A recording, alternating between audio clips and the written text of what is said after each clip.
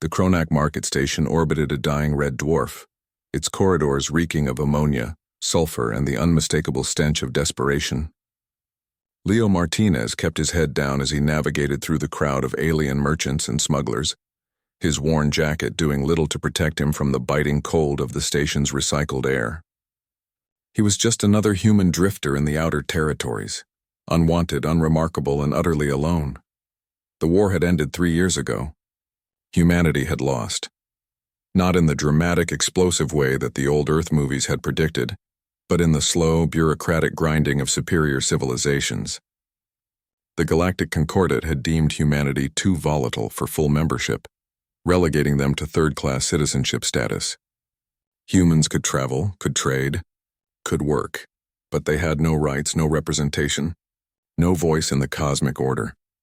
Leo had left Earth shortly after the Concordat's decision, unable to stomach watching his homeworld become a reservation for a species deemed too dangerous to join civilized society.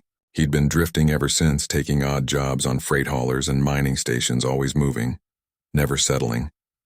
Today, he needed food. Real food, not the synthetic protein paste that most stations sold to humans at inflated prices. The market section of Kronak Station was notorious, a place where laws were suggestions and morality was negotiable. But it was also where one could find actual provisions, if one knew where to look and didn't ask too many questions. He turned a corner into the livestock section, passing cages of writhing Vexian sand eels and tanks of aquarian gillfish. The sound of various creatures crying out in their alien tongues created a symphony of suffering that made his stomach turn. Leo had never gotten used to the casual cruelty of the outer markets. Then he saw her. At first, he thought his eyes were deceiving him. In a transparent containment field, suspended in a standing position, was a humanoid female, but she wasn't human. Her skin shimmered with an iridescent quality that shifted between pale blue and silver, and her eyes were too large, too luminous, completely black like pools of liquid obsidian. Delicate, translucent fins extended from her forearms and the sides of her neck, fluttering weakly in the containment field's artificial atmosphere. What stopped Leo dead in his tracks wasn't her alien beauty. It was the digital price tag hovering above the containment field, listed in the meat section, right between a cage of Thorian ridgebacks and a freezer unit full of unidentifiable carcasses. Sirathi female, a gravelly voice said behind him. Prime specimen. Flesh is supposed to be a delicacy, melts in the mouth, or so they say. You interested, human?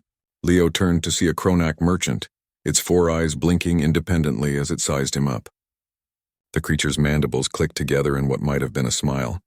She's alive, Leo said slowly, his voice tight. Of course she's alive. Meat's no good if it's not fresh. Seriously go bad quick once they're dead. Toxins in the blood. You gotta cook 'em while the heart's still beating, or... How much? Leo interrupted, his hands clenching into fists at his sides. The merchant's eyes gleamed with interest. 12,000 credits. That's a bargain, human. Sirathi are rare these days ever since their homeworld was glassed in the border wars. This might be one of the last. I'll give you 8,000, Leo said. 11. And not a credit less. 9,000.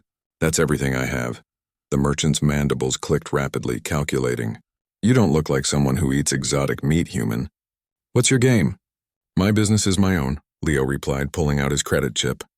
9,000 right now, or I walk away. After a long moment, the merchant's shoulders sagged, all 4 of them. Fine, 9,000. But you'll need a transport cage. Containment fields aren't included. I don't need a cage. 20 minutes later, Leo stood outside the containment field, the transfer of ownership complete. The merchant had left, muttering about foolish humans and lost profits. The station's ambient noise faded into the background as Leo approached the field controls. Inside, the Sirathi woman, Elsa, according to the documentation he'd been given, watched him with those bottomless black eyes. There was no hope in them, no fear, just a hollow acceptance that cut Leo deeper than any blade. I'm going to deactivate this field, Leo said quietly, though he had no idea if she understood Galactic Common. When I do, you can run. I won't stop you. I won't follow you. You're free. Her expression didn't change. Perhaps she'd heard promises before. Perhaps she no longer believed in mercy. Leo's finger hovered over the deactivation button. He thought about the 9,000 credits. every cent he'd saved over 2 years of backbreaking work. He thought about the food he wouldn't be able to buy, the passage off this station he could no longer afford. He thought about the long, hungry weeks ahead. Then he thought about the look in her eyes, and he pressed the button. The containment field shimmered and disappeared. Elsa stumbled forward, her legs weak from confinement. Leo caught her instinctively, steadying her before quickly stepping back, hands raised to show he meant no harm. "Go," he said softly. "You're free. There's a refugee section on level 7. Not great, but better than this. Or take one of the service corridors. They lead to the docking bays. Maybe you can—" He stopped because she was staring at him, really seeing him for the first time.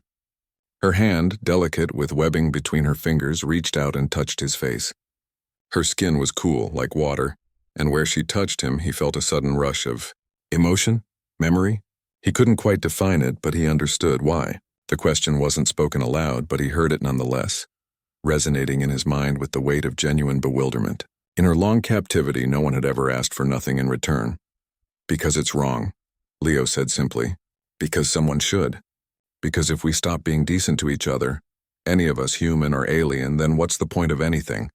For a long moment, they stood there in the flickering light of the market station, two beings from different worlds, connected by one simple act of compassion. Then Elsa's fins flared, rippling with colors Leo had no names for, and he understood this was her people's way of expressing gratitude. She turned and walked away, moving with increasing confidence as strength returned to her limbs. Leo watched her disappear into the crowd, just another figure among thousands. He was broke. He was stranded. He'd probably have to take a contract on some hellish mining colony just to earn enough for a meal. But as he walked back through the market, Leo Martinez smiled. Somewhere in the vast, uncaring universe, one being was free because a human had chosen kindness over self-interest. In a galaxy that had written off humanity as too primitive, too violent, too selfish, one man had proven them wrong. And sometimes that was enough.